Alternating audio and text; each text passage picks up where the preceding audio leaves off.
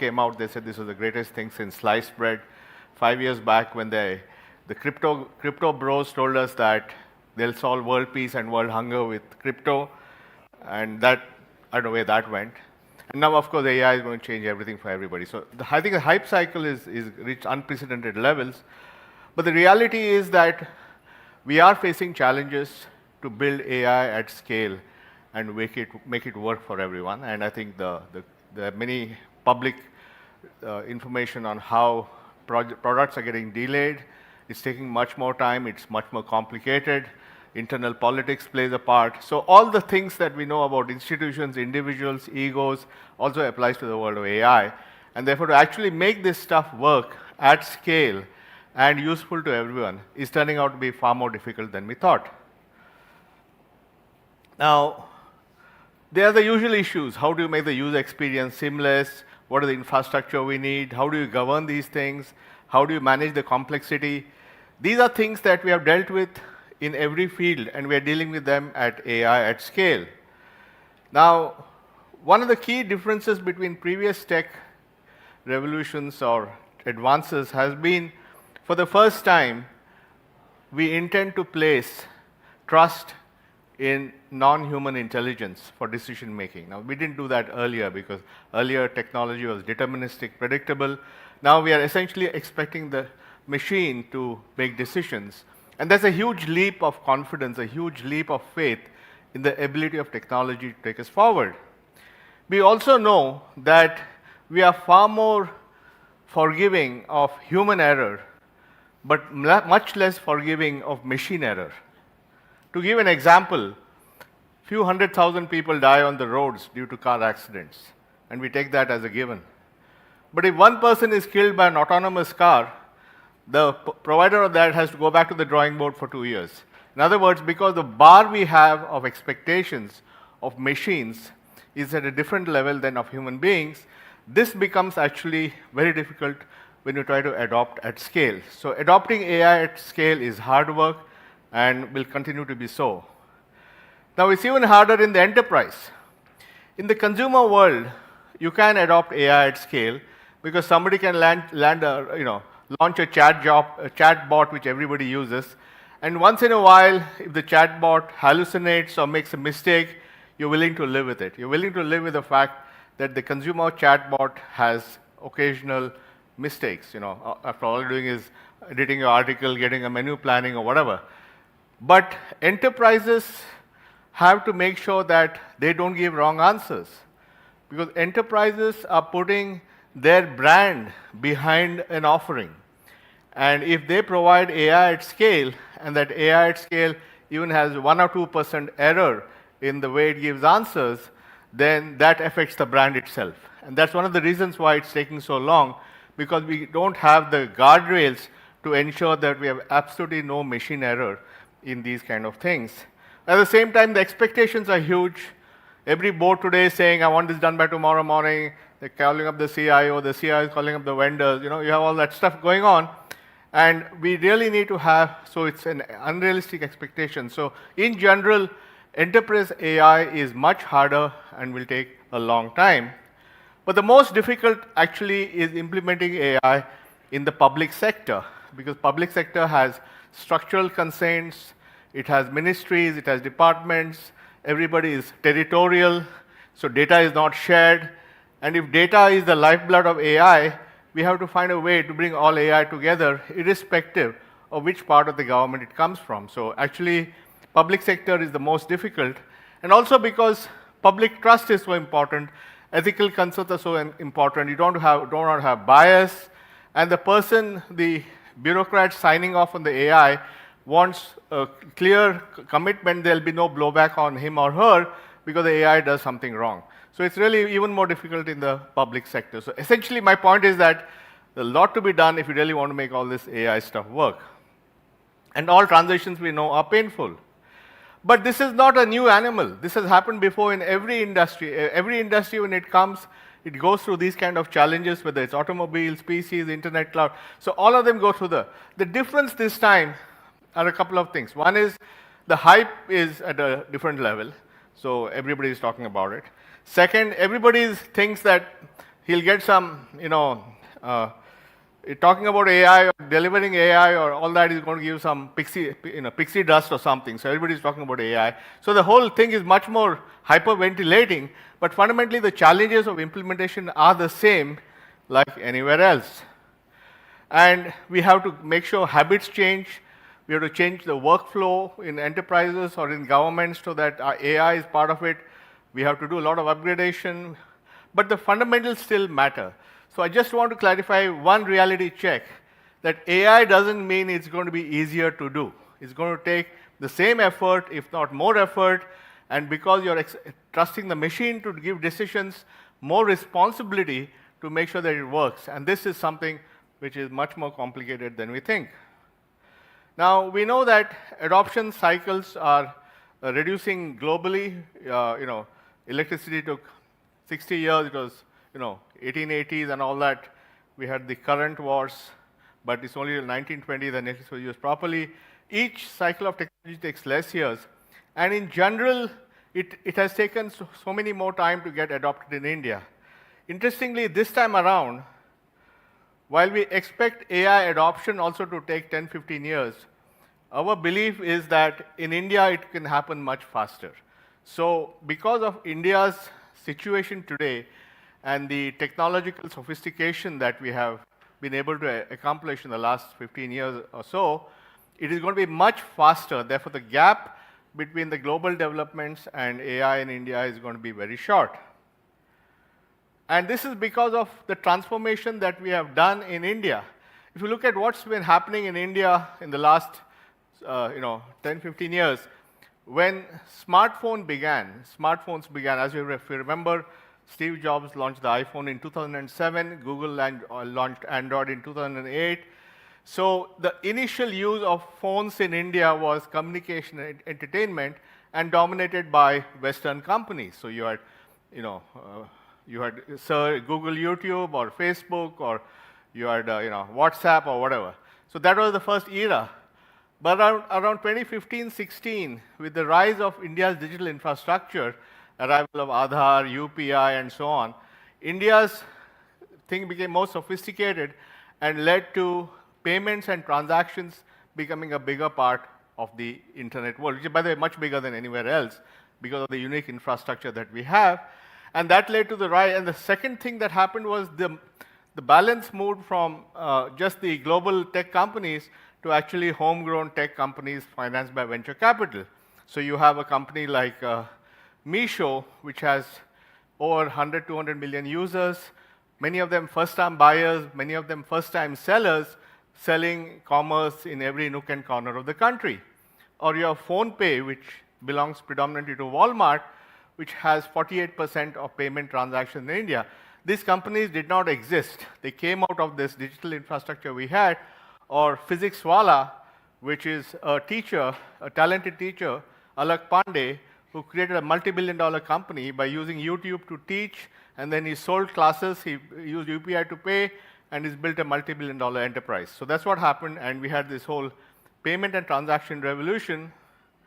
And then we had the rise of all these gig economy companies, Zepto, two 22-year-olds delivering stuff for billions of dollars worth of goods in quick commerce. You have Rapido, which has the bike taxis. Rapido in Hyderabad is as big as the public transport system. You have Urban Company, which delivers people to repair your house, repair your air conditioning, give you a massage, all that at scale. They're really large base. So all these guys have created all these companies, and now we are going to see, as the number of users in India go to about 900 million, the phone is going to be the basis for reimagining work. And that is really what is required to get where we want in terms of jobs and so on, where people will discover jobs on the phone, they will get their credentials on the phone, they will get their benefits on the phone, and that's the future that we see. So India has had a digital transformation, and as Minister Jaishankar said, the acceptance of technology in India by Indians is very high. They're willing to accept. The reason is that what they have is so bad that this is much better for them. And so they absolutely no hang-ups about accepting it. They're not having long, convoluted debates and so on about what's good for them, and they just take the stuff and move on. Now, this whole thing we did was called DPI, Digital Public Infrastructure, and we believe that that is going to be the basis for using AI. So when we look at implementing AI at scale in India, it's built on an existing foundation of digital transformation that has happened for a decade. What are those and with the current thing we have, the predominant languages of the phone are English and Hindi. The UI, the user interface is a touch screen which you key in, and you have static knowledge available. And even with that, we have reached more than 500 million users. Today, WhatsApp in India has more than 600 million users. PhonePe has about 350 to 400 million users. UPI has 400 million users. So even with all that, we have reached these numbers. As the penetration of phones goes up and we reach 1 billion phones, what is going to take the billion people to use this? First, language will move from just Hindi and English to every major Indian language. And that will make it much more accessible. We're already seeing evidence of that. I'll talk about it. Second, the UI from keyboard and touch will go to voice and video. So you'll talk to the computer in a language of your choice. So it becomes so much more accessible. And third, because of generative AI and the reasoning capability of AI, you will go from static knowledge to dynamic contextual information that is at your fingertips at the time you need it. So these are the three things that will drive, we believe, the AI adoption to 1 billion people. Now, we believe that this will lead to India becoming the AI use capital of the world. So I don't want to get into, maybe later we'll talk about, Yanka will talk about Deepseek and all that. But I can assure you that whatever be a Deepseek or not, India will be placed where this stuff gets used. Stuff gets used at scale of 1 billion people, like we have shown before with Aadhaar, with UPI. And an example of that is how we have created the data for languages.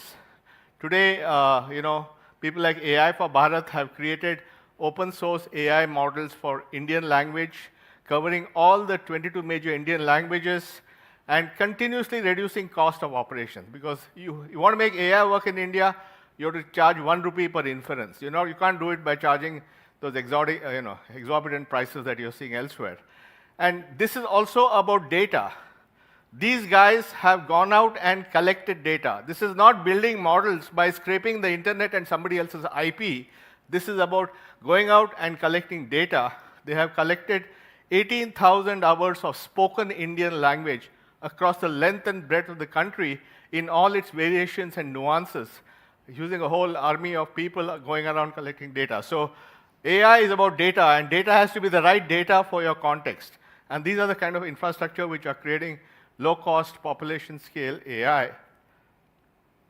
An example is in learning, where this is being applied for education now in 4 or 5 states, 6,000 labs, and it's about learning to read and write. We all know the challenge in India. We had the USR report for many years showing there's no improvement in education. But now we think with these AI tools, we can actually make learning better. And this is, again, a key difference in the way we think about AI in this country, which is how do we use AI to make lives better? It is not how do we use AI to make things so convenient that you lose your skills. It's not about dumbing down people. It's about actually using this to improve the capacity, capability, and potential of human beings, and therefore, how do we use AI to make lives better? And that's a continuous theme in all the AI work in India. Another one which is coming up now in multiple states is the Open Agri Network, which allows farmers to get access to information in the language of their choice and all kinds of information, weather cycles, crop cycles, etc. And this, again, is getting rolled out right now. Again, another case of building AI at scale to help farmers improve their productivity and their markets and so on. And so what you're seeing is a sort of a AI and DPI. So AI makes DPI better. For example, in the Aadhaar system, They use AI for liveness testing. When doing Aadhaar authentication with a face, they make sure they're not using a photograph, there's a real human being there. All that is done with AI. When we do transliteration in AI, in the data of AI, they use AI, transliteration, they use generative AI to reduce the errors. In UPI, which does 18 billion payments a month, they're using AI to have voice payments. So you can see that the digital infrastructure we have is getting loaded with more AI and making DPI better. And a great example of that is what the government has built as a DPI, which is Bhashini. I don't know, is Amitabh here? I don't know.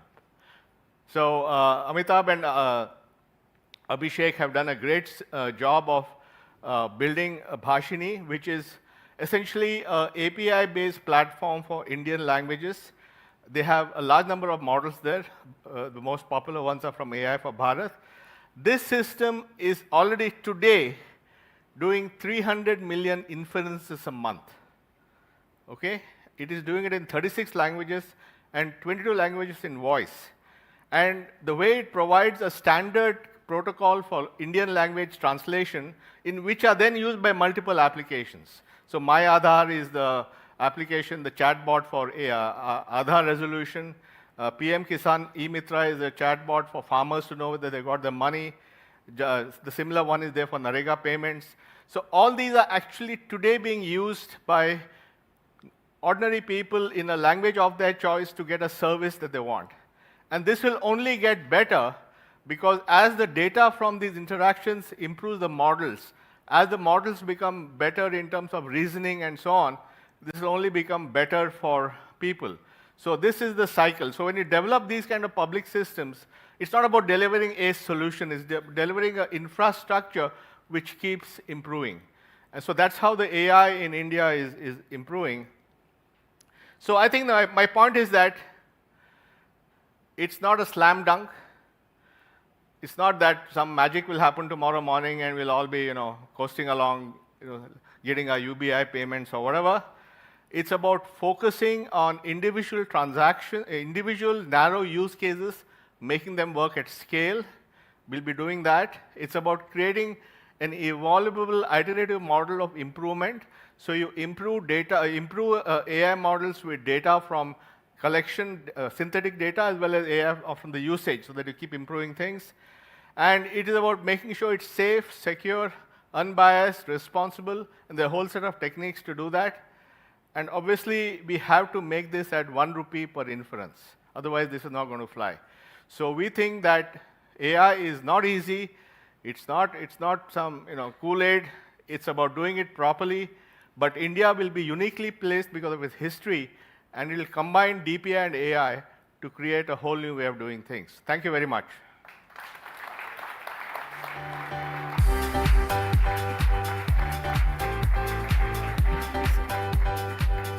Thank you, sir, for that deeply insightful keynote. We now continue the conversation. AI, where are we and where can we go? In conversation with Nandan, we have Yanka Otel, Director, Asia Program and Senior Policy Fellow, European Council on Foreign Relations. Yanka, over to you. Thank you so much. And thank you for the inspiring presentation. That was very exciting already. And before we get into Deepseek and more conversations about DPI, how DPI can be used for the Global South, and how it can be used for climate, there's one question that kind of, while you were talking, struck me quite a bit. You were saying, we want to make sure that we use AI to make life better. That's pretty counterintuitive, because at the moment, AI has been used mostly to make some people richer. So this is something where, how do you explain this logic? And maybe adjacent to that, a question, there's a lot of enthusiasm here about the adoption of technology. You said, because everything else has been so much worse, this is great, we'll use this. What would be a breaking point for India to curb that enthusiasm? What would be a technological development that might bring this to a screeching halt? Because there's an endangering of data, there is a big fear about a real corruption of the entire system. You're from Europe, right? I am, yes, I can't help it. The skeptics always come from Europe. Yeah. So, I think, obviously there are these risks, and the risks are well known. I mean, security is a big risk. Data privacy is a big risk. With AI, of course, the world coming to an end is a big risk, according to these guys. So there are lots of risks. But I think we have to manage the risks. There will be some episodes, something that set us back. But at the end of the day, the incredible benefit that people are getting from this technology far subsumes the risks. And that's the reality, I think. The minister was also saying that today you have a lady sitting on a street with a street vendor with a cart. She's selling vegetables.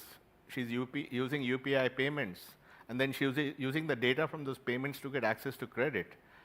So for her, it's life-changing. So I think that's what will keep it going. And your first question was? So just the question of whether sort of the logic, the underlying logic here is not to get rich because the state has played a lot of the role in underlying it. State has played a role of creating minimal guardrails and technologies. But the rest of it is actually market innovation. If you look at what's happening in the DPI world today, there are many, many companies. I'll give you examples of those companies like PhonePe and all these guys. All these guys use the infrastructure, but they're private companies. And the market value of companies created on top of India's digital infrastructure is $150 billion, so it's not small. So the idea is create rails which everybody uses and then allow markets to compete. So it's not a government thing in that sense. No, but the rails do cost money and they do cost capital. And at the moment, if we want to talk about adoption also in the global south, capital for precisely those investments is not necessarily available with other actors, particularly the United States, pulling back. Actually, the money is not the bottleneck. I mean, the money to build DPI globally will just cost a few $1 billion. It's not much. You know, you want to fix global debt, you need $1 trillion. You want to fix global climate, you need $5 trillion. So compared to all that, if you want to create digital infrastructure for the globe, it'll cost $10 billion. It's not much at all. And there's no hardware needed before? No, you need hardware. You have to buy the hardware, but you have to buy it, or you can use the cloud or whatever.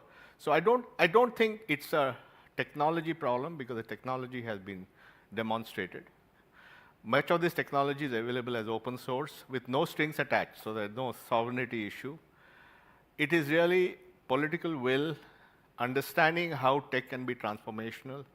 That is where that's where we have to think about it, and not get seduced by some AI and this and that. And, these are all good things, but AI is like talking about the penthouse when you don't have a foundation. So I think we need to build a foundation in these countries. Well, we're talking about price. Let's go to Deepseek because this has been on everybody's mind. How much has this shaken the tech ecosystem here? You're one of the godfathers of the Indian tech ecosystem. What was your first thought when you saw this coming out? No, I think Deepseek has done a service to the world. I think they've demonstrated that you can do frugal innovation, that even if you're constrained in capital or constrained in the quality of your chips, if you design it and innovate well, you can create a comparable AI to other people who spend billions of dollars. So I think they have demonstrated that. And the second thing that Deepseek has done is they have published what they have done. So they've been very, very, in general, the AI world typically has been open about its achievements. I mean, even the Transformer came out of a paper from Google in 2017. But I think Deepseek has, in that spirit, has published all the techniques they used. So ultimately, what it's saying is models will be commodities. Anybody can build a model. It's not a big deal. All the knowledge is out there. It's the data which makes the difference. So you have to change the focus. How do we gather the data from the direct raw data, not from some internet scraping? How do we use synthetic data? How do we build use cases which then give more data to solve and so on? So it's a data issue. I'm not really concerned about the models. Anybody can build models. But are you worried about Deepseek as such? Sorry to be the European again here, but the Italians have banned Deepseek already. Your own finance ministry has said, not using on government devices, please. So what is the risk that is behind it if this is the basis, a foundational model for more applications? I don't care whether you use Deepseek or not. All I'm saying is that what Deepseek has done is accelerated the commoditization of models. So you don't use Deepseek, use something else. But do you think that India will have the next 5 Deepseek moments as it was discussed here? Well, I don't know what is a Deepseek moment. There will be models from here, and the Indian AI mission has already launched a plan for more Indians to build AI models. Already many people have launched small models, 2 billion parameters, 7 billion parameter. Now it's a question of scaling it up. As part of the AI mission, they've also struck a deal to get GPU capacity in the country. So I think all the right things are done. All I'm saying is we should not lose sleep because somebody hasn't built a model. The models will be built. It's not a big deal.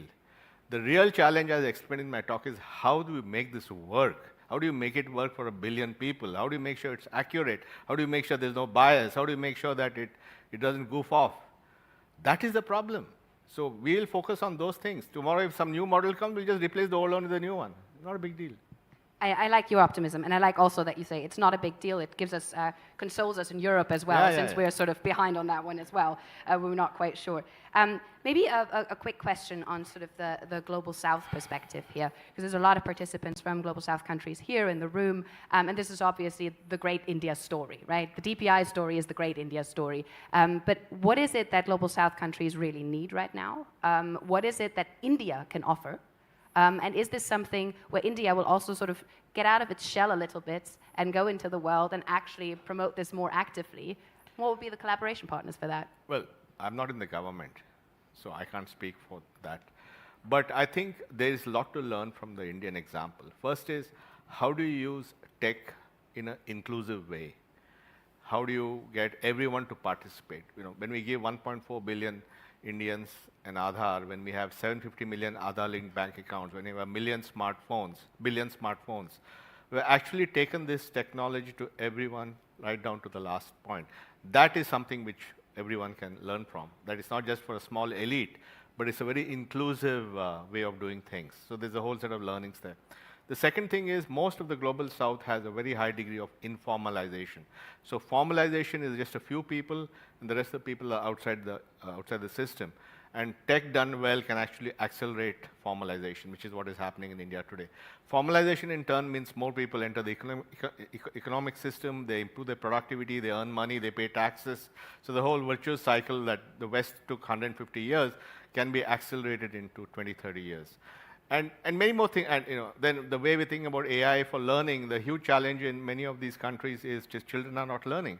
If we can now make learning better, that'll have a huge impact on the human capital. So I can think of a dozen things which will benefit, and they're not that expensive compared to all the other costs the world is going through. You're going around the world a lot talking about this. Where are the places where you find the adaptation most sort of imminent? Where do you see the biggest strides forward at the moment? I think certainly in Africa, in fact, we have the gentleman here from Morocco who's talking about what they've done in Morocco and many other countries, South Africa, Kenya, and so on, in the Philippines and in South America and so on, all that.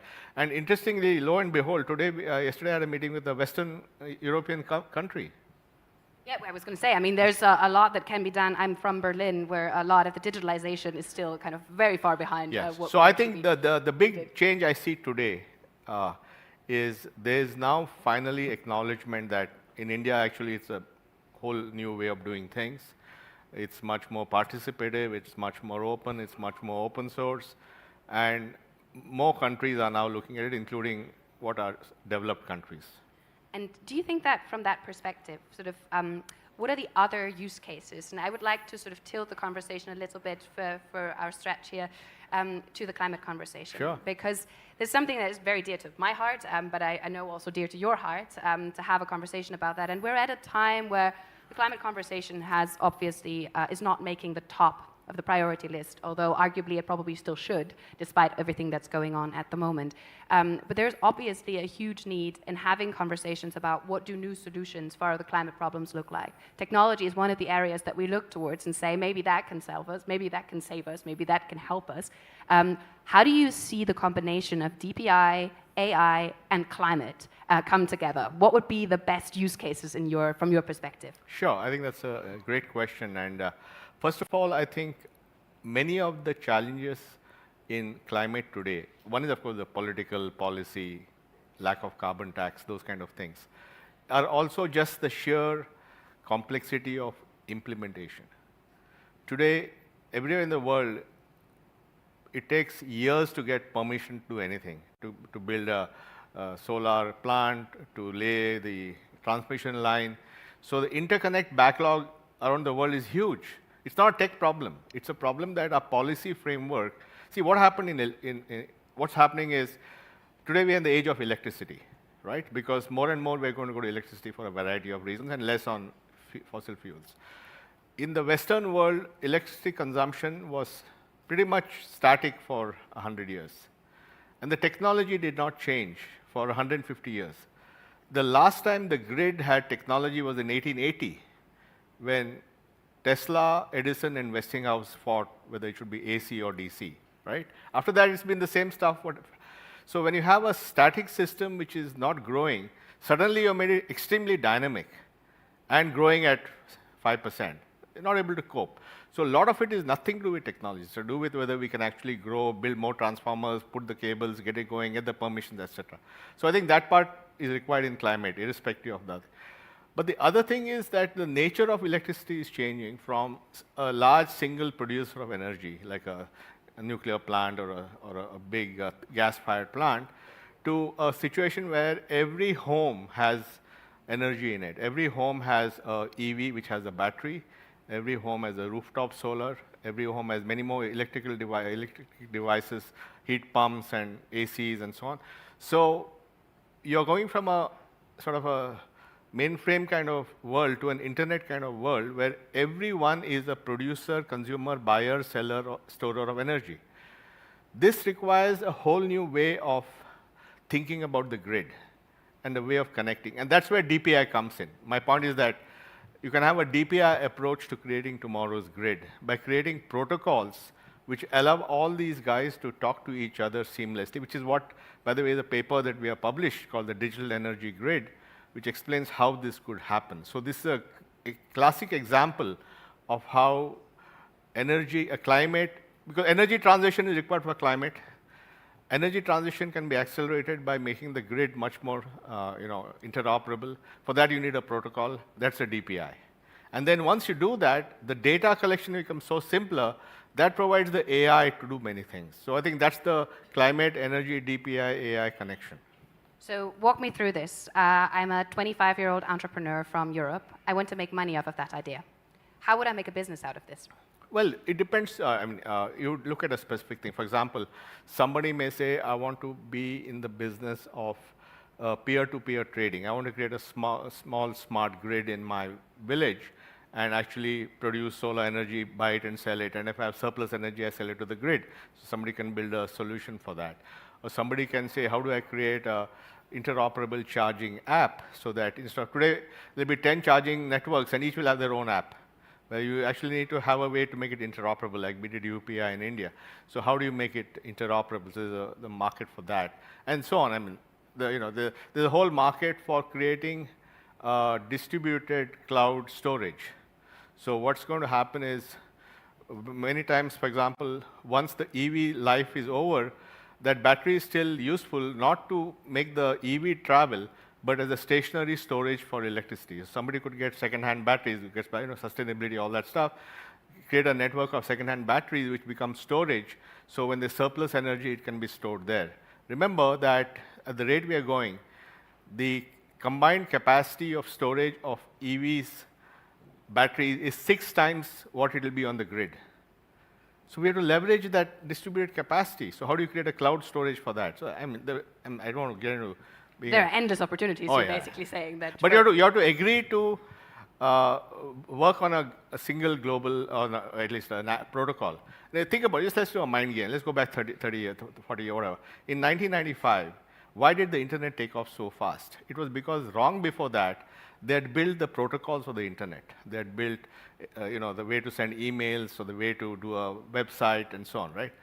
And then you could just build on that. But the new world of energy doesn't have those protocols. So you're going to do, if you don't do it properly, you'll also have these point solutions. So if you can use this properly and create a unifying protocol for the world, then it'll accelerate and you'll get all that you want.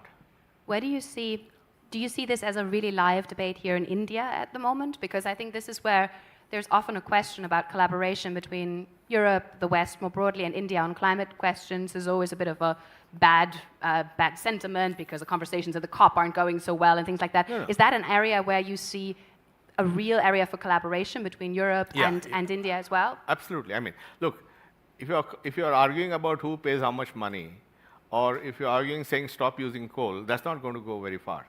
But if you're saying, let's look at how to use digital transformation as a way of accelerating the energy transition, which in turn will benefit the climate, that's a very positive conversation that we can have. I would like to sort of walk you a little bit back to the year 2016, where you said in many interviews before that that was sort of the crucial year for India's digital journey. This is now more than 10 years ago. If you 9 years ago. 9 years ago. so it's almost 10 years ago, exactly. Almost 10 years ago now. So if you have the anniversary next year, what will it be that you look back on and will be saying, what enabled it? What enabled 2016, made it so possible? And what is your advice for every single other Global South country going through that evolution, how they can create their own 2016 in 2025? So first, I'll tell you what happened in 2016. April 4th, 2016, Aadhaar reached 1 billion people. April 11, 2016, UPI was launched. September 2nd, 2016, the architecture for account aggregator was launched by the RBI, which is the basis of democratizing data.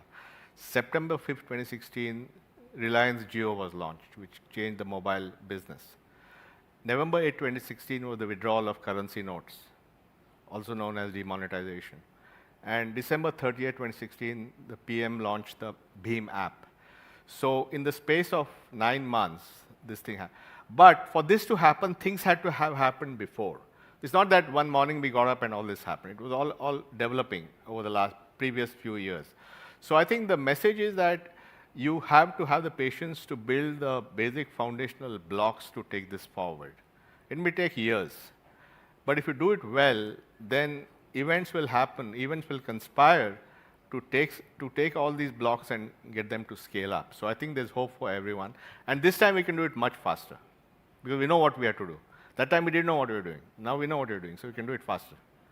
You have also said that India will have 1 million startups in just 10 years. Yes, that's right, yeah. So where do you see, what's the area in which you will have most startups? In everything. I mean, there's no one area. All startups will be solving some problem or the other.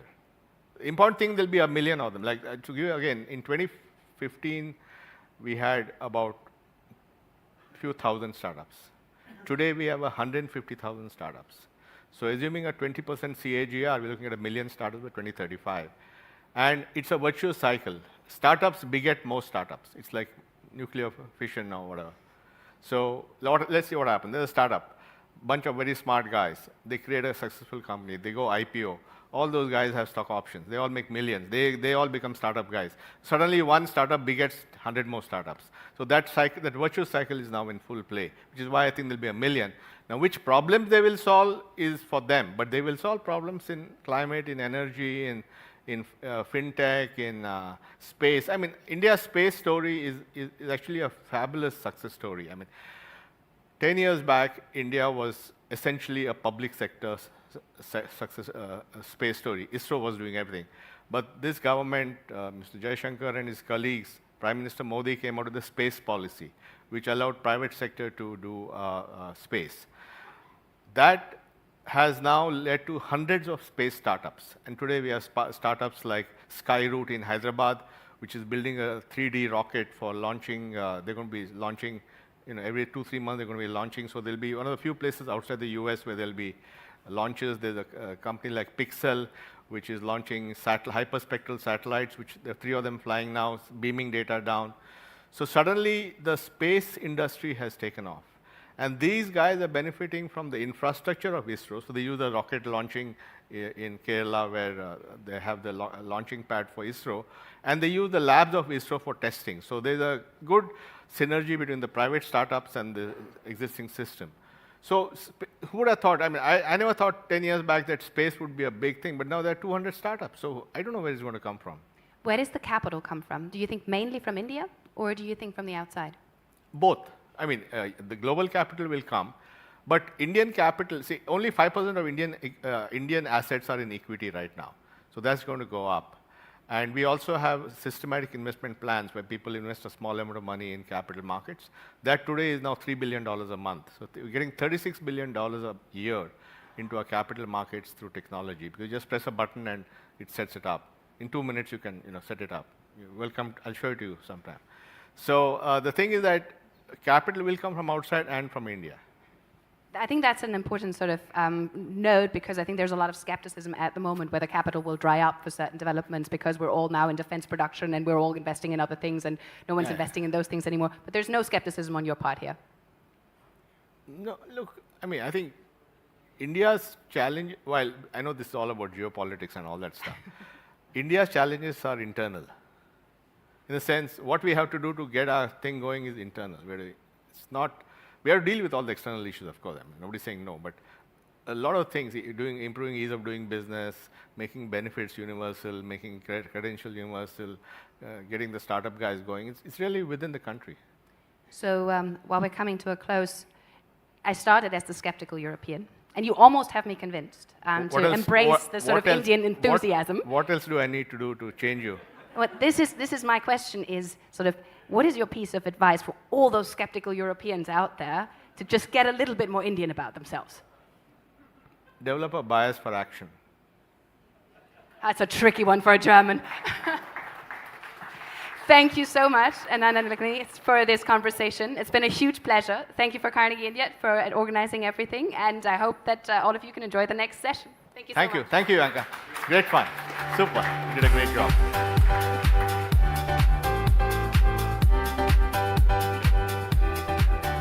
Thank you, sir. Thank you, Yanka, for an engaging and forward-looking conversation on AI's present and future in India. Could I ask the room to please settle down?